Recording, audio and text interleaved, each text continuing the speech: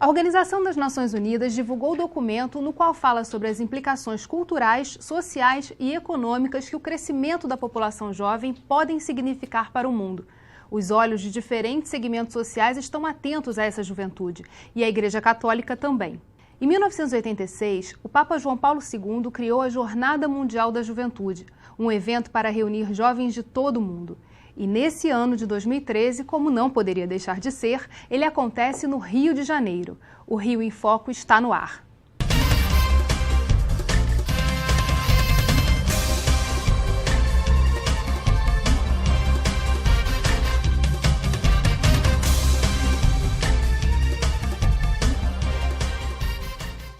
O Brasil é considerado, ou foi considerado até pouco tempo, o maior país católico do mundo. Por isso, a expectativa é que essa edição da Jornada Mundial da Juventude seja a maior já realizada. E é sobre isso que eu converso hoje com Pedro Guimarães, subsecretário especial de Turismo da cidade do Rio de Janeiro, e com o deputado Robson Leite. Subsecretário, o Rio de Janeiro está preparado para esse mega evento? Estamos preparados, né? Na verdade, é mais um grande presente que a cidade recebe, mais uma grande responsabilidade. Como todos os grandes eventos que a cidade tem recebido, foram alguns testes já, começou com 2011 os Jogos Mundiais Militares, passando pela Rio+20 ano passado, e agora Copa das Confederações e a Jornada Mundial da Juventude vem a brilhantar ainda mais esse período que a gente chamou de década de ouro, né? Chegando aí depois da Copa do Mundo e as Olimpíadas. Mas a cidade está preparada, está demonstrando que trabalhou bem nesses primeiros eventos, a expectativa é muito grande agora para a jornada. E como o Estado pode se beneficiar com isso, deputado? Nós temos uma oportunidade de ouro, porque esse é o evento, na minha concepção, mais importante em termos de legado do que a própria Copa e até a Olimpíada. E eu explico por quê. Milhões de jovens, e na sua grande maioria, inclusive de classe média, vindo ao Rio de Janeiro para um evento religioso, evidentemente que vão querer conhecer a cidade.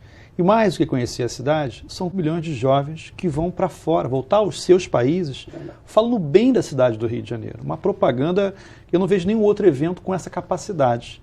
E é importante levar, é boa a presença aqui do Pedro, porque é importante levar em consideração que o turismo é a segunda maior indústria do mundo em termos de emprego e oportunidade, de geração de trabalho, emprego e renda.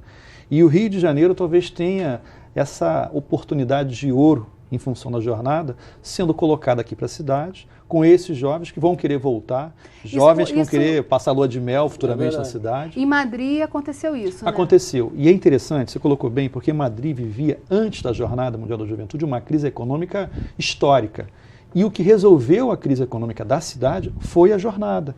Não apenas pelo consumo daquele período, mas a quantidade de jovens europeus que conheceram a cidade, que não conheciam, que voltavam e, vamos dizer assim, deram uma injeção de ânimo, de oportunidade na indústria turística de Madrid. E isso pode acontecer no Rio de Janeiro também. Há alguma expectativa por parte da Secretaria a respeito do quanto isso pode retornar de bônus para a cidade, em quantos milhões de reais? Olha, a gente tem, na verdade, existem vários números sendo tratados e existem vários números sobre a expectativa de vinda de peregrinos e turistas durante esse período, né?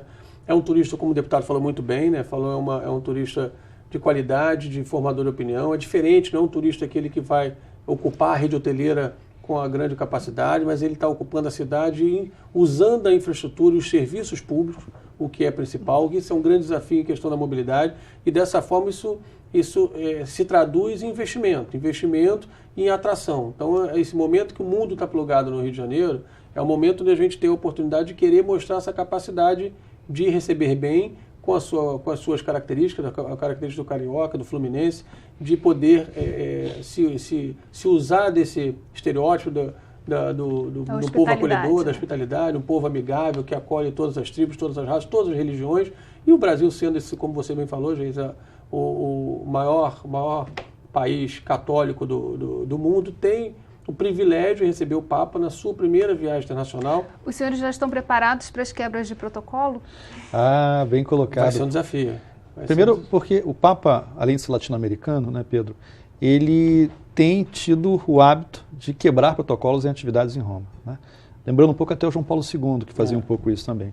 E um outro elemento, o Papa Francisco, ele vem num momento da Igreja muito interessante, porque ele demonstra ser uma pessoa extremamente aberta ao diálogo, uma pessoa que quer, evidentemente, tem uma preocupação muito grande com as questões sociais, dialoga com esse momento da população na rua, que eu acho positivo, né, reivindicando um Estado melhor, uma cidade melhor.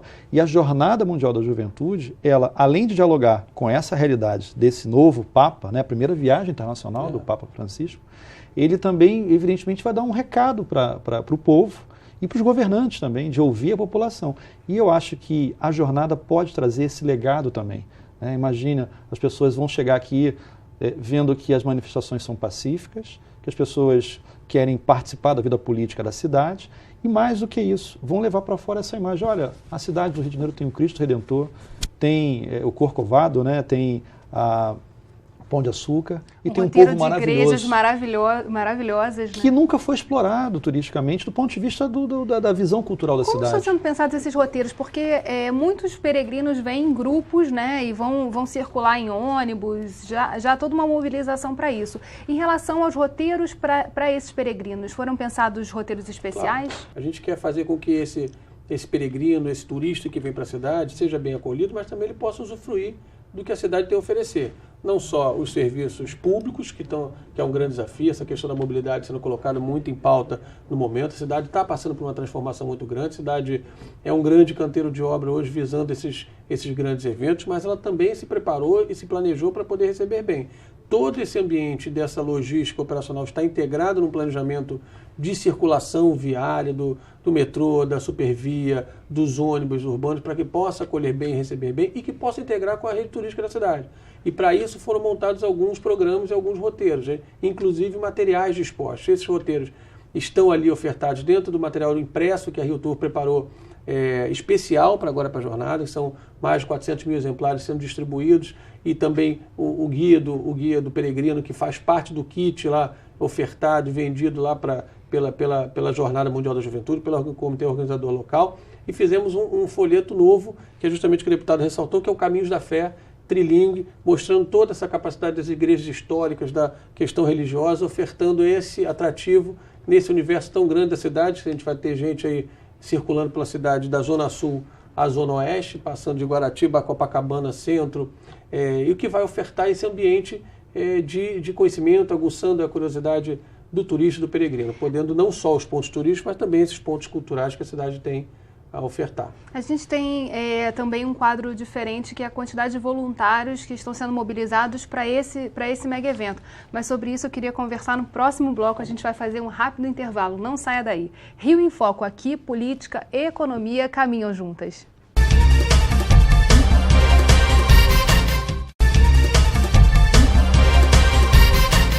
Nossos convidados de hoje são Pedro Guimarães e o deputado Robson Leite. No bloco anterior, nós estávamos falando sobre a experiência do voluntariado. Como está sendo organizado essa parte, né, desse mega evento?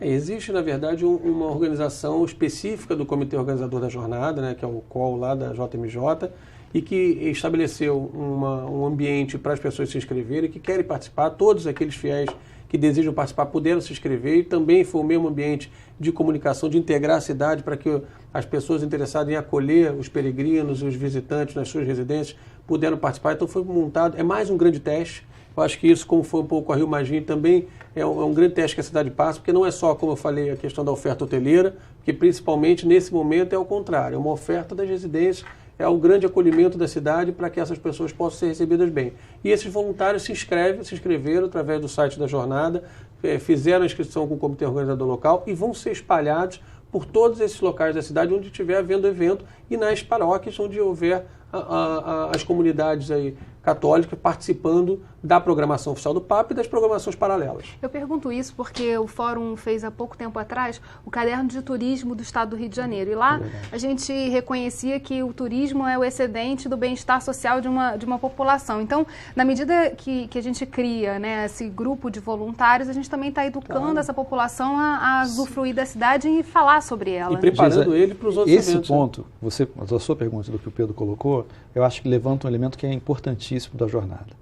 Porque quando eu falo que são 2 milhões, 3 milhões, 4 milhões de jovens, que sejam, vindo à cidade, você também organiza um grupo que está recebendo esses jovens, né? Que são responsáveis não apenas pela informação, enfim, para dar essa organização logística para essa juventude que está aqui na cidade, mas tem um outro elemento, do acolhimento. E passa uma cultura para a cidade de acolher bem o turista. Qual é o grande segredo de uma cidade, além do patrimônio cultural, histórico, artístico, de quem visita a cidade? Ser bem recebido. Exatamente. E o Rio de Janeiro tem essa vocação.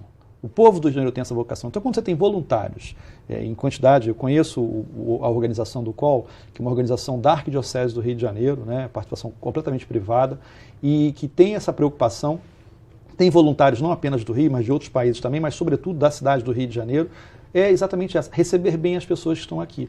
E isso contagia, sabe? Contagia positivamente. Quem é que não gosta de dar uma informação para um turista de onde fica o Cristo Redentor, de onde fica o Pão de Açúcar, de qual o melhor local para ir? Porque tem outra característica que é a grande novidade da jornada, que não é apenas os hotéis. As pessoas vão ficar nas casas das pessoas católicas do Rio de Janeiro, em sua grande maioria. É hospedagem familiar, né? É um ambiente familiar, e isso eu fico assim entusiasmado, porque eu acho que nós temos uma oportunidade de ouro de mudar em 10 anos, pelo menos, a vocação do Rio de Janeiro. Vocação turística. O Rio de Janeiro tem condições de viver do turismo. Não abrindo mão das outras riquezas que nós temos, mas essa é fundamental. É geração de trabalho, emprego e renda. Uma conta rápida, 2 milhões de pessoas. Se cada uma gastar R$10 por dia, olha o que a gente está falando. Agora, há uma integração, pelo menos nesse evento, da Secretaria de Turismo do município com a do Estado? Eu falo isso porque a gente tem vários roteiros de turismo religioso no interior do Estado do Rio de Janeiro. Como é que está ocorrendo esse trabalho? Existe um ambiente muito integrado já há um bom tempo entre município e Estado. Eu acho que foi a grande conquista do Rio de Janeiro politicamente nos últimos anos. Né? A gente poder falar a mesma linguagem, poder agir em conjunto e dividir esforços em parcerias. Né? Então, quando você trabalha em parceria, você aumenta a possibilidade de você atender melhor. Então, existem, lógico, as questões onde a Turismo, por exemplo, está mais adequada com o interior do Estado e tal, e a gente faz a integração com a capital. E no interior do Estado, nós já sabemos que tem são diversas programações paralelas que vão estar ocorrendo. Fora do Estado vão estar ocorrendo os bolsões logísticos, onde os ônibus que vão trazer os fiéis de diversas partes do mundo. O continente sul-americano, então, é um grande indutor desse peregrino, desse turista que está vindo para a cidade. São milhares de ônibus esperados, mais de 10 mil ônibus hoje esperados na cidade durante esse período, que é o grande desafio, acho que, em mobilidade, para que a gente possa operar bem.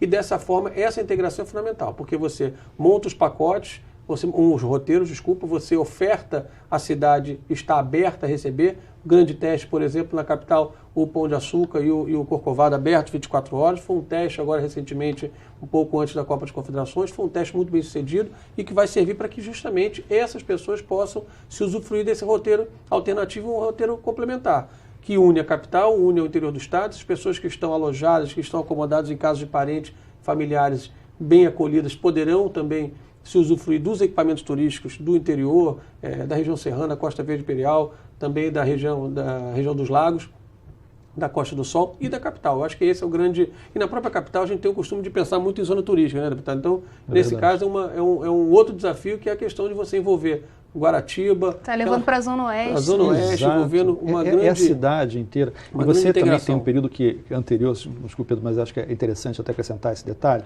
que antes da jornada tem um período chamado pré-jornada que sai da capital, né? Vai Petrópolis, Teresópolis, região serrana. E evidentemente que você começa a criar um clima. Essa questão, eu quero insistir nisso, Geisa, porque é uma oportunidade que a gente não vai ter nunca mais. Sinceramente, qual foi a última vez que a gente trouxe 1 milhão de pessoas no Rio de Janeiro, de fora do país? Não vai ter nunca mais. E tem um outro elemento, que é essa questão das pessoas ficarem hospedadas nas casas das famílias. Elas vão sair às 7 da manhã para atividades religiosas, só vão voltar às 10 da noite. E vão criar um laço de amizade com essas pessoas. E evidentemente que esse laço de amizade, encurtado pelas redes sociais e pela internet, vai construir um laço de amizade, de desejo de voltar. É a possibilidade também da gente ser global, né? Só que eu não estou falando de 100 mil pessoas, eu estou falando de 2 milhões de jovens, 2 milhões de pessoas que vão querer voltar trazendo suas famílias com mais calma, exatamente, que vão falar bem da nossa cidade lá fora. O Rio de Janeiro é um divisor de águas. O Rio de Janeiro não será o mesmo depois da Jornada Mundial da Juventude. E independente da questão religiosa, não será o mesmo do ponto de vista econômico. Nós vamos nos tornar um grande polo atrativo turístico. Mas aí e temos que criar condições para isso. Exatamente, o que eu ia falar. A gente tem que preparar ter aeroportos que funcionem. Exatamente. Romper com esse gargalo logístico de mais de 20 anos que o país não consegue. O próprio deslocamento rodoviário, né? Você ter terminais nas cidades para receber. Não é por acaso que a juventude que foi para a rua reclamou da questão de mobilidade urbana, porque os grandes centros metropolitanos do país sofrem desse problema. E eu acho que esse é o desafio que nós temos para a cidade do futuro, para os próximos 20 anos da nossa cidade. Temos que romper esse gargalo e copiar os bons exemplos que existem no país, como foi Curitiba há um tempo atrás, e evidentemente outras grandes capitais, de resolver a questão da mobilidade urbana. Criar de fato um legado, mas a gente vai continuar conversando sobre isso no próximo bloco. A gente vai fazer um rápido intervalo. Rio em Foco aqui, política e economia caminham juntas.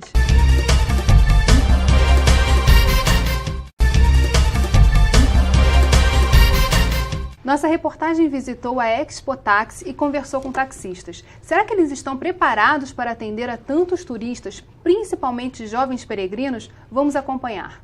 O Rio de Janeiro tem 33 mil táxis e 55 mil taxistas. A mesma frota da cidade de São Paulo, que tem o dobro da população carioca. Em 2007 nós tivemos os Jogos Pan-Americanos, né? E enfim, na verdade sobrou táxi na cidade. Acho que foi bastante suficiente e assim a demanda de público que teve, na verdade, teria um receio de que iria faltar táxi na cidade, mas isso não ocorreu. Com a chegada dos grandes eventos e o crescimento do número de turistas, os profissionais do Rio começam a se preparar para oferecer serviços com mais qualidade aos usuários. A Expo Táxi, ela trouxe aqui para esse evento, aqui no Centro Sul América, não apenas os produtos e serviços para o ramo. Você tem toda a parte de tecnologia, você tem os carros, as tecnologias de kit de conversão de gás, tem tudo que é possível você ter no veículo. Porém, é necessário ter os taxistas capacitados, isso principalmente para atender a demanda dos grandes eventos que vêm ocorrendo na cidade, que já estão programados até 2016.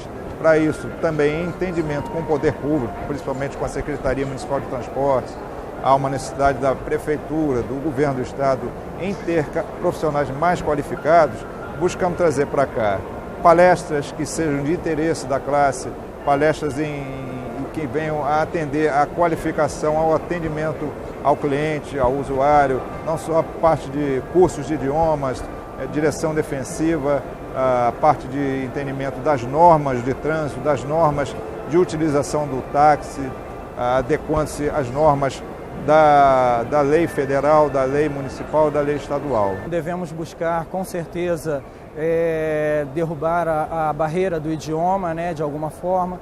O governo tem providenciado alguns cursos, eu acho que isso já vai ser de grande valia para a gente. E a parte profissional mesmo, né, a parte de direção, tratamento ao cliente, nós temos que nos aperfeiçoar a cada dia para poder melhorar o atendimento e mudar de uma vez por toda a imagem do táxi no Rio de Janeiro. Elevar, né, colocar no patamar ideal, onde ela deveria estar. Entre os problemas apontados pelos taxistas estão o trânsito, óbvio, e a concentração da frota, principalmente no centro e na zona sul da cidade. Mas o Conselho Regional dos Taxistas está discutindo uma forma de redistribuir essa frota. Nós estamos, inclusive, conversando com a Prefeitura. A Prefeitura agora está fazendo uma nova reordenação em relação à questão do táxi, porque a nossa lei aqui do táxi é de 1970, de muito tempo, e está sendo toda reformulada. E acredito que até a Copa isso já tem mais ou menos um denominador comum. Eu acho que vai dar para a gente discutir isso com a Prefeitura e fazer um melhor reordenamento em relação a toda essa questão dos táxis. Se as autoridades, né, o Poder Constituído, conseguir montar um esquema em que dê fluidez ao trânsito, eu tenho certeza que tudo vai bem para o taxista e para os usuários do táxi aqui na capital. A grande novidade do setor é o projeto piloto do carro elétrico, fruto da parceria entre a Prefeitura do Rio de Janeiro com a montadora Nissan e a Petrobras. O lançamento de uma nova frota pode tornar o táxi carioca um produto de alta sustentabilidade. Eu me sinto um ganhador da loto que está dirigindo esse carro, entendeu? Ele tem um sistema que é o CARES, que quando eu tiro o pé do acelerador, eu estou carregando a bateria. Quando eu piso no freio, estou carregando a bateria. Descendo uma ladeira, estou carregando a bateria. Ou seja, andando numa velocidade 0 a 50, que seria um engarrafamento hoje em dia, também estou carregando a bateria. Ele tem um carregador solar no teto, onde também carrega a bateria. Os bancos deles é feito de PET. Ele tem uma autonomia de 160 km, a bateria dele. Essa bateria ela tem uma garantia de 5 anos, onde a vida útil dela é de 8 a 10 anos, após ela é retornável à fábrica, onde é reciclada. Qual o legado que a cidade do Rio de Janeiro vai deixar com a Jornada Mundial da Juventude? Eu acho que esse é o desafio que a gente tem. A questão do trânsito, a questão da mobilidade urbana, como já falamos, não foi por acaso que a juventude foi para a rua, originalmente motivada pela questão da mobilidade urbana, né? Foi a questão das manifestações. E isso não foi só do Rio de Janeiro, foi no país inteiro. Nós temos um problema hoje logístico no país, que o Brasil cresceu muito nos últimos 10 anos, isso foi extremamente positivo. Nós temos uma nova classe de consumo que entrou nessa região, na classe média, e o país precisa acompanhar esse crescimento. O senhor falou que a cidade do Rio de Janeiro está mudando, mas muitas dessas mudanças vão ficar prontas para as Olimpíadas. Como convencer a população, quer dizer, de que esse processo está em andamento e como trabalhar isso também? Organizar essas expectativas, né? Não, acho que, como o deputado falou, o grande desafio é justamente esse, né? Eu acho que a mobilidade urbana é o grande gargalo desse nosso processo e é o que mais tem se investido hoje no governo. Eu acho que a Prefeitura e o Estado, através dessa parceria que a gente falou, que eu acho que o grande resultado tem demonstrado que isso é o que a gente quer, mas lógico que corrigir problemas de muitos anos não se corrige de uma hora para outra com soluções tão imediatistas. Então são soluções que já foram implementadas, soluções outras que estão sendo colocadas em prática. Claro, algumas delas, acho que a maior parte já só estarão prontas até as Olimpíadas e depois da Copa do Mundo, que é a questão do metrô, a linha 4, todos os investimentos, mas os BRS, os BRTs, a própria operação logística da cidade, atentar com o problema do táxi, da van. Acho que foi uma preocupação do governo em querer fazer com que isso melhore. Claro que muitas mudanças são feitas e isso, claro, é discutido porque é o que o povo percebe e reclama e chama, e essas vozes têm que ser realmente ouvidas para tentar adaptar e qualificar. Agora, para a jornada, o que foi feito? Foi feito um grande planejamento de forma a integrar esses ambientes onde houverão os eventos para que essa mobilidade seja facilitada com a participação dos operadores. Porque não adianta você ter a ideia, trazer o evento, montar uma logística e chegar lá o operador privado ou o concessionário não aderir a isso. Então, barcas, metrô, supervia, trem, o ônibus e os taxistas também estão integrados a esse grande planejamento com informação, com a comunicação, que eu acho que é o principal nesse processo, e na facilitação. Não é à toa que tem também o incentivo à questão das tarifas para esse período, para os jovens que estiverem circulando pela cidade, na verdade com a tarifa aberta aí pelos concessionários. Né? Agora, os taxistas são grandes guias também, né, nessa Sem cidade. Sem dúvida. Eu acho que para desvendar as belezas eles são do Rio. Cartão de visita, né? Vídeo que a reportagem mostrou. Eu acho que essa preocupação é importante, porque além também de geração de trabalho, emprego e renda, a questão do táxi, também nós temos um quantitativo de táxi que não dialoga com a realidade que a cidade precisa. Isso é um problema, que não se resolve também da noite para o dia, como muito bem já colocou aqui o secretário. Mas tem que ser integrado a questão da visão do transporte como um elemento suplementar.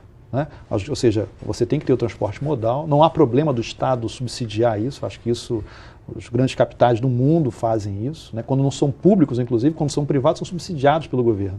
Agora, evidentemente, com a visão não só do táxi, mas até das próprias vans, como um elemento suplementar, não que organize o transporte. E esses são desafios que nós temos, que não são de hoje, são desafios que já vêm de muitos anos. Falando de população, como está ocorrendo a informação para a população, para que ela saiba quais são os lugares que vão fechar, onde vão ocorrer os eventos? Acho muito importante, Geise. Acho que a nossa grande meta do turismo é comunicar bem, né? Acho que a cidade precisa não só, com aquilo que a gente conversou, receber bem, acolher bem, mas comunicar para facilitar o deslocamento, o conhecimento da cidade, a oportunidade de usufruir o que a cidade tem a oferecer. Então, a Rio Tour está montando 8 novos postos de formação que ficarão como legado para a cidade depois. Então é mais um presente que a gente entrega para a cidade, espalhados por Barra, Ipanema, Lapa, Quinta da Boa Vista, o posto do Santos Dumont. Isso em diversos outros locais, além daqueles já existentes, que permite a gente ter as informações, o material disponível para que o peregrino, o visitante, possa conhecer e obter as informações precisas e corretas da cidade. Também permite que a gente tenha aquele ambiente ali localizado de fácil acesso. E no mobile, tem alguma coisa para a tecnologia móvel? Então, além do material impresso, eu ia chegar lá. A gente tem o hot site montado, que segue o site oficial da Rio Tour, que é o rioguiaoficial.com.br. Ele tem a versão em inglês também, que é o rioofficialguide.com/JMJ Rio 2013. E, além disso, o aplicativo JMJ, da Jornada Mundial da Juventude, Rio 2013, que já está no ar, já está funcionando, tem todas essas agendas, as agendas oficiais, as agendas paralelas, programações, informações úteis ao carioca também. A gente não pode esquecer disso, né, deputado? Que o carioca que ficar na cidade precisa se locomover bem. É assim que a gente faz com os grandes eventos, assim que a gente fez com o Carnaval de Rua, porque tem a parte boa do evento e tem aquele que, lógico, se sente um pouco... excluído desse... não digo excluído, mas da um própria pouco cidade, né? Restritivo à sua mobilidade normal. Então, a gente tem um alicerce muito grande, que é justamente essa questão da comunicação e dizer que o carioca, a cidade primeiro tem que ser boa para o carioca, para depois ser boa para o turista, nessa vertente que a gente conduz as nossas ações, e esse é mais um ganho. Então, acho que como legado, como o deputado falou muito bem, é mais uma oportunidade que com o evento a gente investe mais, a gente capacita, a gente está plugado no mundo. Eu acho que é a oportunidade do Rio dizer ao mundo, estamos recebendo também esse grande evento, essa jornada que vai trazer 2,5 milhões de pessoas, quer dizer, podendo estar convivendo e vivenciando o ambiente acolhedor do Rio de Janeiro. Esse way of life que a gente fala de Rio de Janeiro, que o carioca tem orgulho de dizer, é aquilo que a gente quer mostrar para todo mundo, mas com organização, com planejamento e com a comunicação precisa e ofertada a todos eles que estiverem aqui. Teve um trabalho anterior e agora a gente já está aqui às vésperas da jornada. Qual vai ser o papel, deputado, na sua opinião, do Legislativo nesse processo, antes e depois? Eu acho que o papel principal, claro, o papel principal da Assembleia Legislativa é fiscalizar o Poder Executivo. E apontar, inclusive, essa fiscalização, na minha concepção, é de apontar caminhos, né? Dialogar com a população, evidentemente, e apontar caminhos. Uma das questões que muito me preocupam é a necessidade do governo do Estado, da própria Prefeitura também, pode fazer isso, usar a sua comunicação institucional para mostrar a possibilidade que está surgindo com a jornada. Ou seja, que a população, a pessoa que está em casa, que vai acolher alguém, ou que vai estar na rua, olhar aquela pessoa como um turista em potencial, que traz oportunidade de emprego, renda, de uma melhor qualidade de vida da população, né? Então, esse papel é importante. E nós, evidentemente, apontar esses caminhos, né? Dialogar, mostrar onde é que estão as falhas, a importância, evidentemente, de ter a colocação do Estado como um elemento indutor do desenvolvimento econômico, e é um desenvolvimento econômico, né? A gente está falando de 2 milhões de pessoas. Né? Se cada uma consumir R$10 por dia, são 20 milhões de reais por dia de consumo, só nesse período, fora propaganda, o futuro, enfim. É aquilo que eu falei. A Jornada Mundial da Juventude é uma oportunidade ímpar, mesmo. Nunca mais teremos outra aqui no Rio de Janeiro, então certamente. Nós temos que aproveitar, né? Como encarar isso como uma grande oportunidade de desenvolvimento do Estado, inclusive. E acho que pegando, que o deputado falou, pegando o exemplo que Madrid fez em 2011, e aperfeiçoamos, né? Na verdade, Madrid teve esse ganho do turismo, depois de uma crise global, como o deputado falou, melhorou, teve o legado do retorno. Madrid já tem um número bastante expressivo de visitantes de turismo ao longo do ano. E nós que já temos essa questão da geografia prejudicável, né, que tem a distância dos principais eixos, Estados Unidos e Europa, mas temos aí um Papa sul-americano, o primeiro da história, vindo para cá, então há uma expectativa muito grande, um Papa que gosta da cultura do que todo latino aqui curte, também gosta de futebol, já vimos aí diversos argentinos com a camisa do São Lourenço, do time do Papa, aí, que ele já disse isso para todo mundo, andando pela cidade, já chegando com 1, 2 semanas de antecedência, e eu acho que é esse momento que a gente tem para poder fazer um pouquinho diferente do que Madrid fez. Temos o comércio, temos aí a excepcionalidade de vários atrativos abertos, sendo ofertados, não fechados, para que justamente a cidade diga, venham que nós estamos querendo lhes receber bem. A hora é essa, então vamos aproveitar e tomara que a gente faça bonito aí para os turistas e para a população. Muito obrigada, infelizmente nosso programa está chegando ao fim. Pedro, deputado Robson Leite, a você que ficou com a gente até agora. O Rio em Foco é o programa do Fórum Permanente de Desenvolvimento Estratégico do Estado. Para acompanhar os nossos debates, acesse a nossa página na internet ou as nossas redes sociais. Você também pode assistir esse programa no site www.rioemfoco.rj.gov.br ou pelo www.tvalerj.tv. TV Alerj, o canal do povo fluminense. Até a próxima.